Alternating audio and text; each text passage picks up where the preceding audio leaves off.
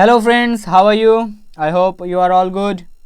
So আজকে আমি class 9-এর থার্ড ইউনিট টেস্ট একেবারে ফাইনাল সাজেশন নিয়ে চলে এসেছি। এই সাজেশনটি খুবই গুরুত্বপূর্ণ একটি সাজেশন, কারণ এখানে আমি প্রতিটা অধ্যায় ভিত্তিক সাজেশন তোমাদের জন্য বানিয়েছি।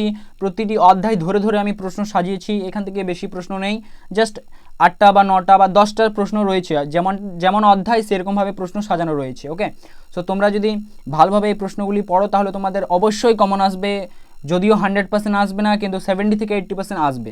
সো আমি বেশি কথা বাড়াচ্ছি না, আমি সরাসরি ভিডিওতে চলে যাচ্ছি। তাই তোমরা যারা যারা চ্যানেলে নতুন আছো তারা সাবস্ক্রাইব করতে ভুলবে না, এবং অন্যান্য বিষয়ের সাজেশন পেতে অবশ্যই আমাকে কমেন্টে জানাবে। এবং আমি পরবর্তীকালে ক্লাস 10-এরও সাজেশন নিয়ে আসবো, ক্লাস 8-এরও নিয়ে আসবো, ক্লাস 7-এরও নিয়ে আসবো। ওকে, সো তোমাদের প্রয়োজন মতো তোমরা আমাকে কমেন্ট করতে পারো। সো চলো ভিডিওটিকে শুরু করা যাক। ফার্স্ট আমরা দেখে নেব কলিঙ্গ দেশে ঝড় বৃষ্টি, যিনি লিখেছেন মুকুন্দ চক্রবর্তী। ওকে, সো প্রশ্নের মান প্রথমে থাকবে তোমাদের 3 মানের, আমরা দেখে নেব। প্রথমে বেশি থাকবে না, কিছুটাই দেব। ফার্স্ট হচ্ছে ঈশানে উড়িল মেঘ সগনে চিকুর। ঈশান শব্দটির অর্থ লিখে উদ্ধৃতাংশটির তাৎপর্য ব্যাখ্যা করো। সেকেন্ড হচ্ছে নিমিষেকে জোড়ে মেঘ গগনমণ্ডল। নিমিষেকে কথাটির অর্থ কী? গগনমণ্ডলের ফলে কি পরিস্থিতি সৃষ্টি হলো? এবং 3 নম্বর হচ্ছে চারি মেঘ বরিশে মুষলধারে জল। মুষলধারে জল বর্ষণের কারণ কি? তারপর 4 নম্বর হচ্ছে কলিঙ্গে উড়িয়া মেঘ ডাকে উচ্চনাদ। কলিঙ্গের অবস্থান উল্লেখ করে উদ্ধৃতাংশটির ব্যাখ্যা করো। তারপর 5 চারি মেঘে জল দেয় অষ্টগজরাজ। এখানে গতরাজ হয়ে গিয়েছে, স্পেলিং মিস্টেক, সো তোমরা এখানে গজরাজ হবে। ওকে, উদ্ধৃতাংশটির তাৎপর্য ব্যাখ্যা করো। 6 নম্বর হচ্ছে না পায় দেখিতে কেহ রবির কিরণ। কারা কেন রবির কিরণ দেখতে পায়নি? 7 হচ্ছে বিপাকে ভবন ছাড়ি প্রজা দিল রড। খুবই গুরুত্বপূর্ণ একটি প্রশ্ন, ভালোভাবে দেখে যাবে। রড শব্দের অর্থ কি? কোথায়কার প্রজারা কি কারণে বিপাকে পড়েছিল? 8 নম্বর হচ্ছে ভদ্রপদ মাসে যেন পড়ে থাকা তাল, কিসের কথা বলা হয়েছে? মন্তব্যটির প্রসঙ্গ আলোচনা করো। চলো এবার আমরা 5 মানের দেখে নিই। 5 মানের এখানে আমি বেশি দিনই, জাস্ট 3টে দিয়েছি, এই 3টে দেখে যাবে তাহলে কমন পেয়ে যাবে। ওকে, সো ফার্স্টে হচ্ছে প্রলয় গনিয়া প্রজা ভাবয়ে বিষাদ। কি দেখে প্রজাদের প্রলয় মনে হয়েছিল? এই প্রলয়ের ফলে কি হয়েছিল? অ্যান্ড সেকেন্ড হচ্ছে ধুলে আচ্ছাদিত হইল যে ছিল হরিত। যে পরিস্থিতিতে কবি এ কথা লিখেছেন তা উল্লেখ করো। এই পরিস্থিতি থেকে মুক্তির জন্য কলিঙ্গবাসীরা কি করত? অ্যান্ড থার্ড হলো কলিঙ্গ দেশের ঝড় বৃষ্টি কবিতায় প্রকাশিত প্রাকৃতিক বিপর্যয়ের চিত্র কতটা বাস্তবতার সঙ্গে চিত্রিত হয়েছে আলোচনা করো। অথবা ঘুরিয়ে আসতে পারে প্রশ্নটি, কলিঙ্গ দেশে ঝড় বৃষ্টি কবিতায় কলিঙ্গে যে প্রাকৃতিক বিপর্যয় ঘটেছিল তা কিভাবে কলিঙ্গবাসীর জীবনকে বিপন্ন করে তুলেছিল বুঝিয়ে দাও। অ্যান্ড সেকেন্ড চ্যাপ্টার হচ্ছে তোমাদের ধীবর বৃত্তান্ত, যিনি লিখেছেন কালিদাস। 3 মানেরগুলি দেখে নিই। প্রথমে আমরা তখন তপবনে এলেন ঋষি দুর্বাসা।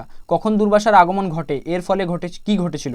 তারপর সেকেন্ড হচ্ছে যার চিন্তায় সে মগ্ন সেই ব্যক্তি শকুন্তলাকে ভুলে যাবেন। বক্তাকে তার এমন উক্তির কারণ কি? 3 নম্বর হচ্ছে শকুন্তলা অপমানিত হলেন রাজসভায়। শকুন্তলার এই অপমানের কারণ কি? 4 নম্বর হচ্ছে তা তোর জীবিকা বেশ পবিত্র বলতে হয় দেখছি। বক্তা কাকে উদ্দেশ্য করে এই কথাটি বলেছেন? ওই ব্যক্তির প্রতিক্রিয়া কি ছিল? তারপর 5 নম্বর মহারাজের হুকুমনামা হাতে নিয়ে এদিকে আসছেন। হুকুমনামা কি? সে হুকুমনামার কি নির্দেশ ছিল? তারপর 6 নম্বর সূচক এই জেলেকে ছেড়ে দাও। কে কথাটি বলেছে? জেলেকে ছেড়ে দেওয়া হলো কেন? তারপর 7 নম্বর মহারাজ এই সংবাদ শুনে খুব খুশি হবেন। তারা মন্তব্যটি করেছে। কোন সংবাদ শুনে মহারাজ খুশি হবেন? তারপর 8 নম্বর কিভাবে এই আংটি আমার কাছে এলো তা বললাম। বক্তা আংটি পাওয়ার প্রসঙ্গে কি বলেছিলেন লেখো। তারপর অথবা দিয়ে আসতে পারে এই প্রশ্নটি, ঘটনাক্রমে সে আংটি পেল এক ধীবর। কোন ঘটনাক্রমে সে আংটি পেয়েছিল? তারপর 9 নম্বর মুহূর্তের জন্য রাজা বিহব্বল ভাবে চেয়ে রইলেন। কোন সময়ে রাজা এমন বিহব্বল অবস্থা হয়েছিল? তোমাদেরকে আমি একটা কথা বলে রাখি, এটা আমি বাংলা সাজেশন বানিয়েছি বলে উত্তরগুলি দিইনি, এবং তোমাদের আগে পরবর্তীকালে যেসব সাজেশন আমি তোমাদেরকে দেবো, লাইক ভূগোল, জীবনবিজ্ঞান, ভৌতবিজ্ঞান, এগুলি কি তোমরা কি উত্তর চাও, না আমি জাস্ট কোয়েশ্চেনগুলি আলোচনা করব? যদি তোমরা বলো যে না স্যার আমাদের উত্তর প্রয়োজন, আমরা উত্তর খুঁজে পাচ্ছি না, তাহলে আমি তোমাদের জন্য উত্তর সহ নিয়ে আসবো, একেবারে ফ্রি আনবো। ওকে, তোমরা মনে করো না যে আমি তোমাদের জন্য কিছু টাকা চার্জ করব, একেবারে ফ্রি। সো তোমরা যদি উত্তর চাও তাহলে কমেন্টে লিখবে অ্যান্সার। ওকে, যত অ্যান্সার টাইপ করবে আমি সেরকমভাবে উত্তর নিয়ে আসবো। ওকে, কিন্তু বেশি যেন কমেন্ট থাকা চাই, তবে আমি উত্তর নিয়ে আসবো। কারণ তুমি ইউটিউব সার্চ করে দেখে নেবে, কোনো চ্যানেলে তোমাকে উত্তর দেওয়া হবে না। যদি বা উত্তর দেবে তাহলে তোমাকে বলবে যে এই প্রাইস থাকলো, একটা মূল্য ওরা রাখবে, টাকা নেয় ওরা। ওকে, সো তোমরা যদি চাও তাহলে কমেন্টে অ্যান্সার টাইপ করবে। সো চলো এবার আমরা এই চ্যাপ্টার থেকে 5 মানেরগুলি দেখে নিই। 1 নম্বর ঘটনাক্রমে সেই আংটি পেল এক ধীবর কার আংটি সে পেয়েছিল, আংটি হারিয়ে যাওয়ার ক্ষেত্রে যে ইতিহাসটি আছে তা লেখো। 2 নম্বর, এই অবশ্যই গোসাপ খাওয়া জেলে হবে। কে কখন কেন এই মন্তব্যটি করেছেন, এই মন্তব্যের মধ্যে দিয়ে যে বিশেষ সামাজিক দৃষ্টিভঙ্গির প্রকাশ ঘটেছে তা আলোচনা করো। 3 নম্বর, সে আংটি দেখে মহারাজের কোনো প্রিয়জনের কথা মনে পড়েছে, মন্তব্যটির প্রসঙ্গ উল্লেখ করো। আংটি দেখে রাজা কি করেছিলেন। তারপর 4 নম্বর, সখীরা মনে করলেন সেই আংটিই হবে ভবিষ্যতের স্মারক চিহ্ন, এখানে কোন আংটির কথা বলা হয়েছে, আংটিটি কিভাবে হারিয়ে গিয়েছিল।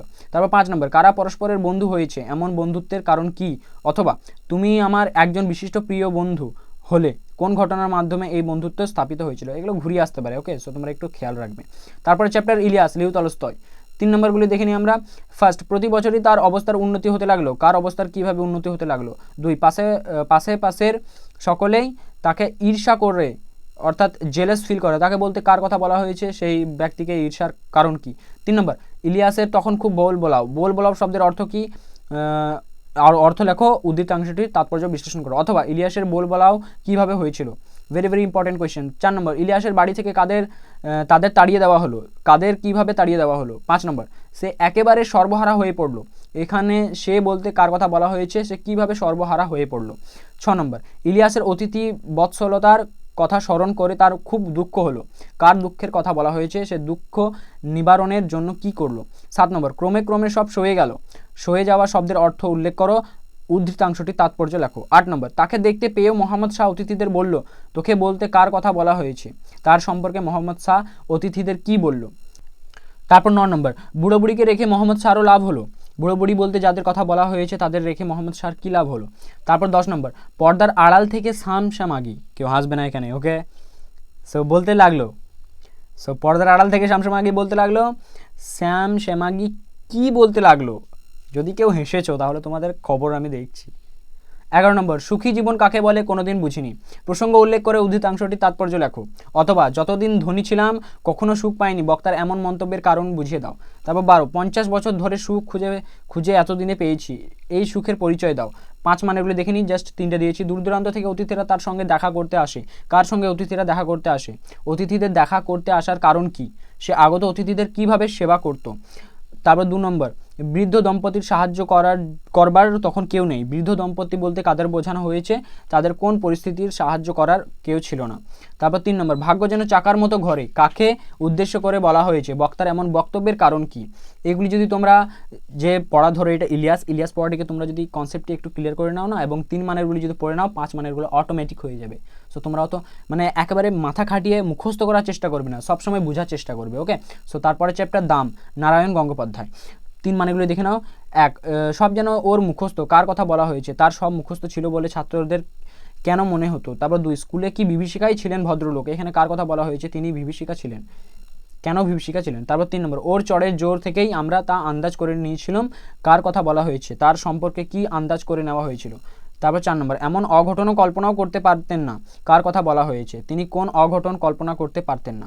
তারপর 5 নম্বর, প্লেটোর দরজার গোড়ায় কি লেখা ছিল, জানিস প্লেটো কে ছিলেন, বক্তা প্লেটোর দোরগড়ায় কোন লেখার কথা বলেছেন। 6 নম্বর, সে স্বর্গের চাইতে লক্ষ যোজন দূরে থাকায় আমার নিরাপদ বোধ করতুম, এরকম মনে করার কারণ কি।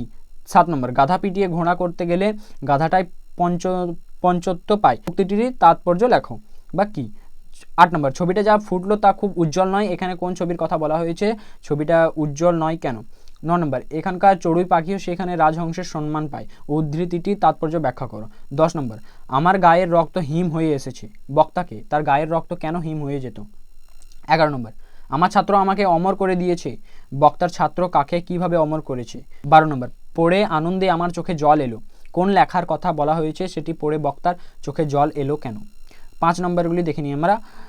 স্বর্গের দরজাতেও ঠিক ওই কথাই লেখা রয়েছে, স্বর্গের দরজাতে কি লেখা রয়েছে, বক্তা এমন কথা বলেছেন কেন। তারপর 2 নম্বর, সবাই জাঁকিয়ে বক্তৃতা করা গেল, বক্তৃতাটির বর্ণনা দাও এবং এতে শ্রোতাদারের মধ্যে কি প্রতিক্রিয়া হয়েছিল। 3 নম্বর, এই অপরাধ আমি বইব কি করে, এই লজ্জা আমি কোথায় রাখবো, অপরাধের এবং আত্মগ্লানি দূর হয়ে কিভাবে বক্তার আত্মশুদ্ধি ঘটলো তা সংক্ষেপে লেখো। তারপর 4, দাম ছোট গল্পটি অবলম্বে মাস্টারমশাইয়ের চরিত্র আলোচনা করো। এই যে আমি প্রতিটা চ্যাপ্টার থেকে তোমাদেরকে 10টা 12টা করে প্রশ্ন দিচ্ছি, তোমাদের ম্যাক্সিমাম কদিন লাগবে? একটা চ্যাপ্টারে যে সমস্ত 12টা, ধরো একটা চ্যাপ্টারে 12টা কোয়েশ্চেন আছে, ওই 12টা কোয়েশ্চেন করতে তোমাদের কদিন লাগতে পারে তোমাদের আন্দাজে? হয়তো 3 দিন লাগবে, তাই না? তো যদি তোমরা 3 দিন করে একটা করে চ্যাপ্টারে ধ্যান দাও না, একটু জাস্ট 1 ঘন্টা করে, তাহলে তোমাদের পুরো কমপ্লিট হয়ে যাবে এই প্রশ্নগুলি। চলো তারপরে চ্যাপ্টার 9 নম্বর সৃষ্টি, সৈয়দ মুজতবা আলী। 1, সংস্কৃত ভাষা আত্মনির্ভরশীল, কেন সংস্কৃত ভাষা সম্পর্কে এই কথা বলা হয়েছে? 2, বিদেশি শব্দ নেওয়া ভালো না মন্দ সেই প্রশ্ন অবান্তর, কেন লেখক এই কথা বলেছেন? আলোচনা করো। তারপর 3, বর্তমান যুগের ইংরেজি ও বাংলা আত্মনির্ভরশীল নয়, আত্মনির্ভরশীল ভাষা কাকে বলা হয়েছে এবং লেখকের এরকম মনে হওয়ার কারণ কি? 4, সুতরাং ইংরেজি চর্চা বন্ধ করার সময় এখনও আসেনি, কেন লেখক এই কথা বলেছেন? আলোচনা করো। তারপর 5, আমরা অন্যতম প্রধান খাদ্য থেকে বঞ্চিত হব, কোন প্রসঙ্গে কথাটি বলা হয়েছে? আলোচনা করো। অথবা স্কুল থেকে সংস্কৃত চর্চা উঠিয়ে না দেওয়ার কারণ প্রসঙ্গে বক্তা কি বলেছেন? তারপর 6, রচনার ভাষা তার বিষয়বস্তুর ওপর নির্ভর করে, মন্তব্যটির তাৎপর্য বুঝিয়ে দাও। এটা ইম্পর্টেন্ট নয়, জাস্ট একবার দেখে নেবে। ওকে। 7, উর্দুতে কবি ইকবালই এ তত্ত্ব সম্যক হৃদয়ঙ্গম করেছিলেন, কিসের কথা বলা হয়েছে? ইকবাল এই কারণে কি করেছিলেন? 8, বাঙালি চরিত্রের বিদ্রোহ বিদ্যমান প্রসঙ্গ নির্দেশ করে লেখক যা বোঝাতে চেয়েছেন লেখো। তারপর 9, বাঙালির সর্বশ্রেষ্ঠ সাহিত্য সৃষ্টি তার পদাবলী কীর্তন, এই পদাবলী কীর্তনে কোন বৈশিষ্ট্যের দিকে লেখক ইঙ্গিত করছেন? চলো 5 নম্বর এগুলো দেখে নিই। 1, প্রাচীন যুগের সব ভাষাই তাই, কোন কোন ভাষার উল্লেখ করে লেখক কেন এরূপ বলেছেন? এই প্রসঙ্গে বর্তমান যুগের কোন দুটি ভাষা সম্পর্কে তিনি কি বলেছেন? তারপর 2, বাংলায় যেসব বিদেশি শব্দ ঢুকেছে তার মধ্যে কোনো কোনো ভাষাকে লেখক প্রধান বলেছেন, এই প্রসঙ্গে সংস্কৃত ও ইংরেজি নিয়ে লেখক কি বলেছেন?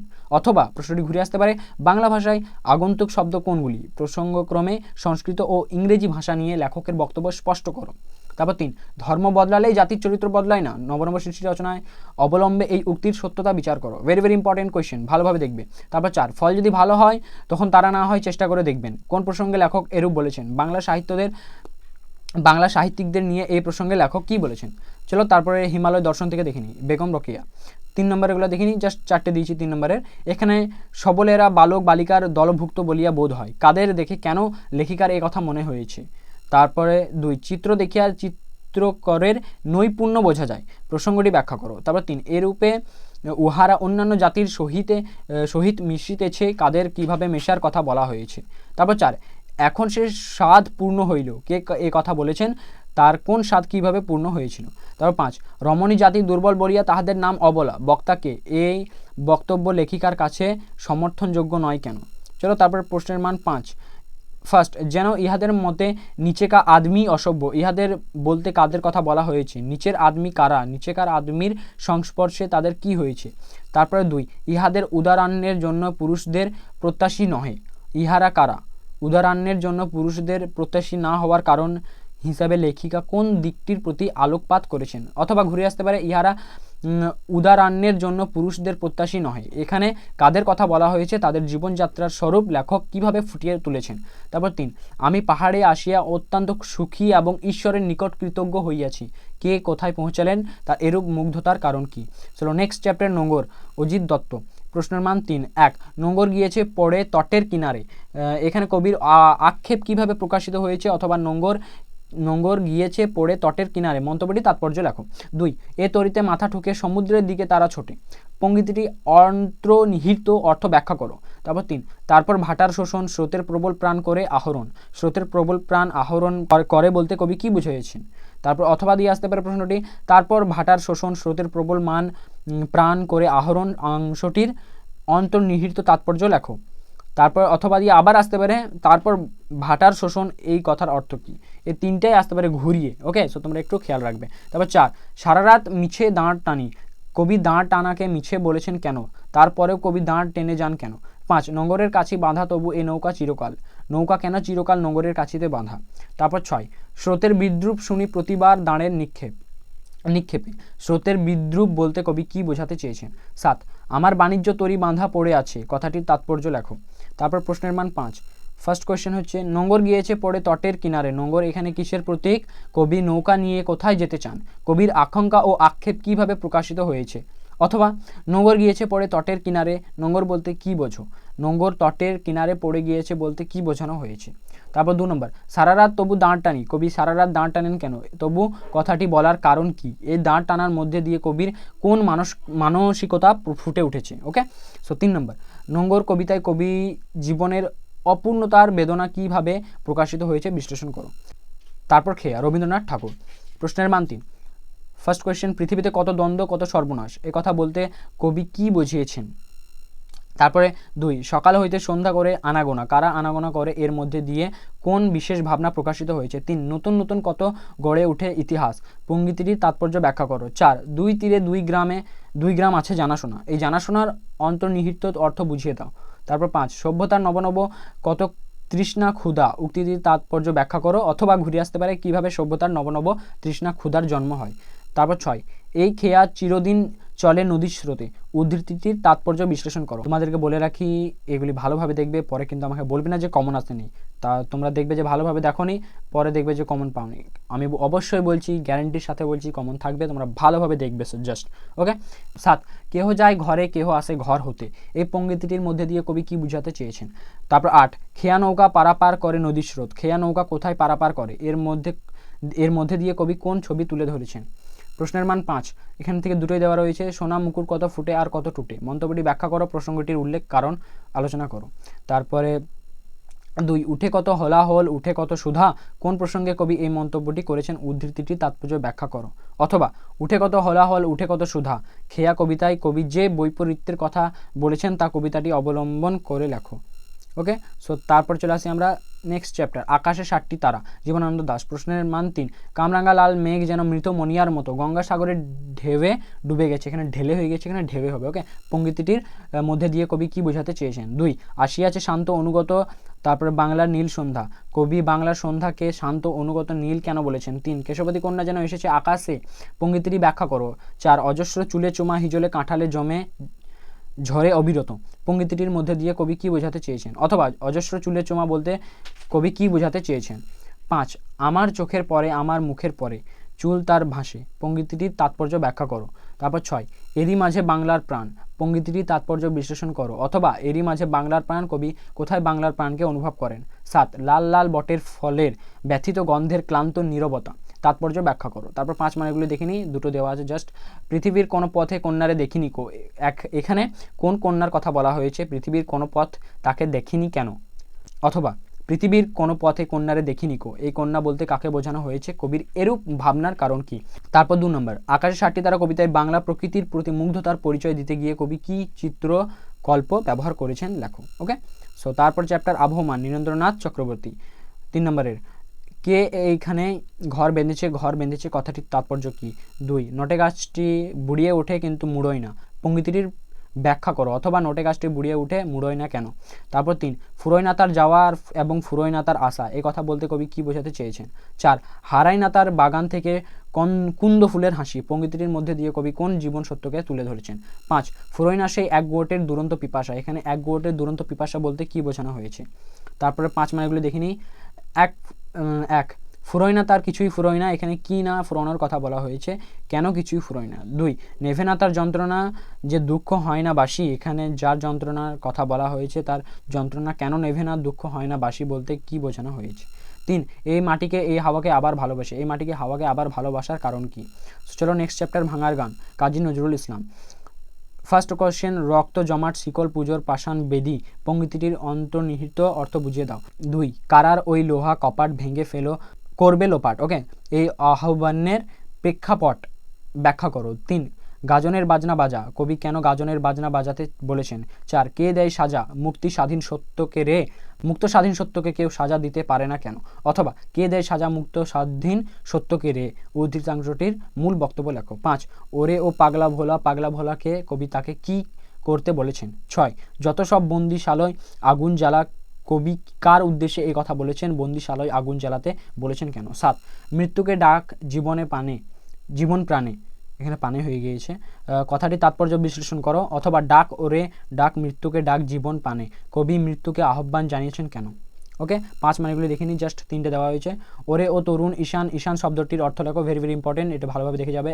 কবি এখানে কাদের ঈশান বলেছেন, তাদের উদ্দেশ্যে কবি কোন আহ্বান জানিয়েছেন? 2, মার হাঁক হৈদরি হাঁক কাঁধে নে দুন্ধুবি ডাক, হৈদরি হাঁক কি, কাঁধে দুন্ধুবি ডাক নেওয়ার তাৎপর্য কি? 3, ভাঙার গান কবিতাটিতে কবি নজরুলের কবি মানসিকতার যে পরিচয় প্রকাশ পেয়েছে তা সংক্ষেপে লেখো।